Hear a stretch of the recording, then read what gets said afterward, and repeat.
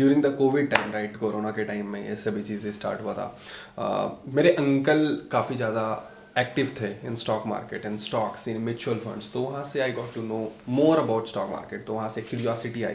सबसे पहले how I got introduce is through my grandfather.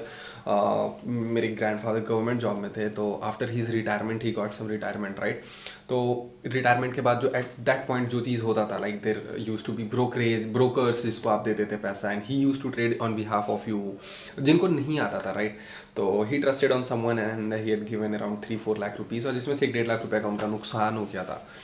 तो वहाँ से एक that was the topic, centre topic of the discussion in the family कि यार स्टॉक मार्केट मतलब लॉसेस। तो वहाँ से था कि यार कोई ऐसी चीज़ है जिसमें पैसा लॉस हुआ है। तो उस टाइम तो ऑब्वियसली उतना नॉलेज नहीं था, ना ही उतना इंटरेस्ट था। कोविड के टाइम में कुछ करने को था नहीं। साइंस ले लिया था 11th-12th में, जस्ट देख के दूसरे को, समझ में आ नहीं रहा था साइंस में क्या करूँगा नहीं करूँगा।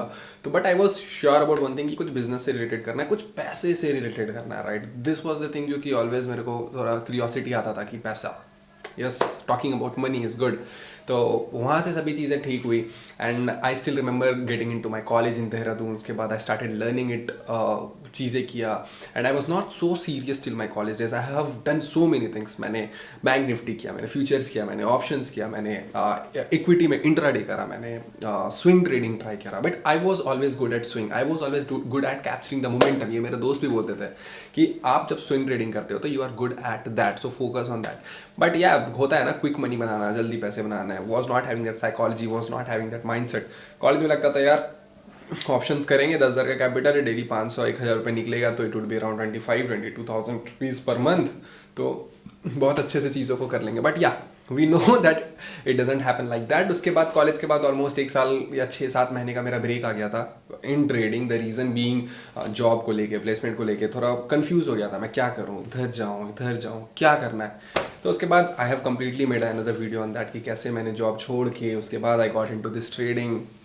तो I was sure about one thing कि यार इक्विटी से रिलेटेड कुछ करना है। So I was looking for someone जो मेरे को सिखा सके, जिसके साथ मैं रह के मैं सीख सकूँ। That was the main point in my mind कि अगर मैं किसी के साथ रह के या फिर उनको ट्रेड देख के, उनके लाइफ कैसे वो करते हैं, क्या बाइंग करते हैं, नहीं करते हैं, मेरे को कोई पैसा ना दे, मेरे को कुछ भी ना दे, but I will do some work for him and I will learn. तो वही सेम चीज़ वो I got to know about one of the coach जो कि इक्विटी ट्रेडिंग में है। His name is Hardik Bhatia, is doing very good right now. तो उनसे मैंने काफ़ी चीज़ें सीखी। उनके जो गुरु थे that was Mark Minervini, right, US investing के चैंपियन रह चुके हैं वो।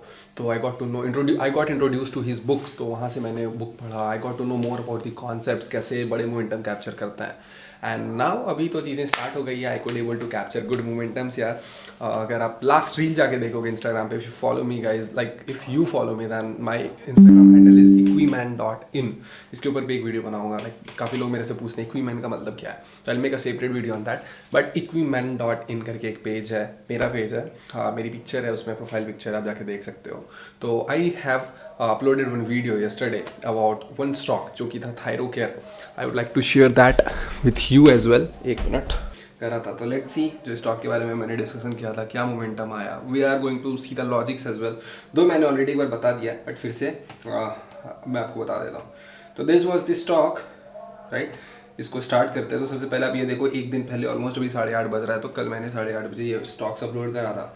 तो मैं इसमें वॉल्यूम दे देता हूँ। एक साल में इस ये हांगकांग का जो बंदा है, इसने टोटल रिटर्न बनाया मार्केट से 353% का रिटर्न। इसका नाम है जे लॉ करके, आप इसके बारे में पढ़ सकते हो।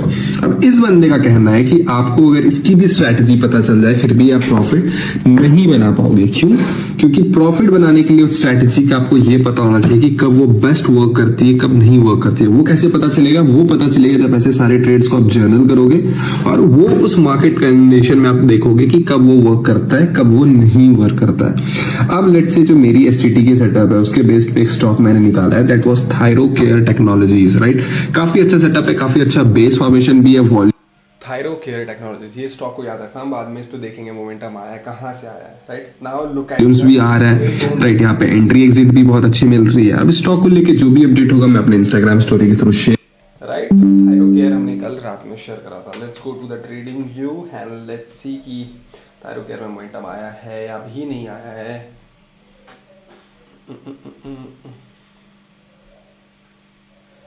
यार चेयर पे बैठ के ना वीडियोस बना बना के बोर हो गया था, राइट। और मोनोटोनस हो गई थी वो प्रोसेस, कुछ व्यूज़ भी नहीं आ रहे थे। तो वो trying different thing, let's C.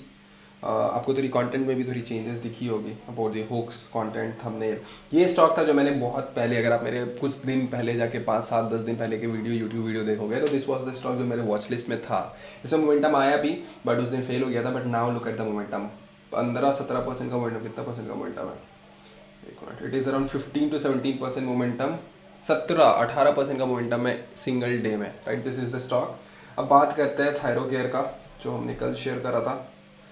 Thyrocare,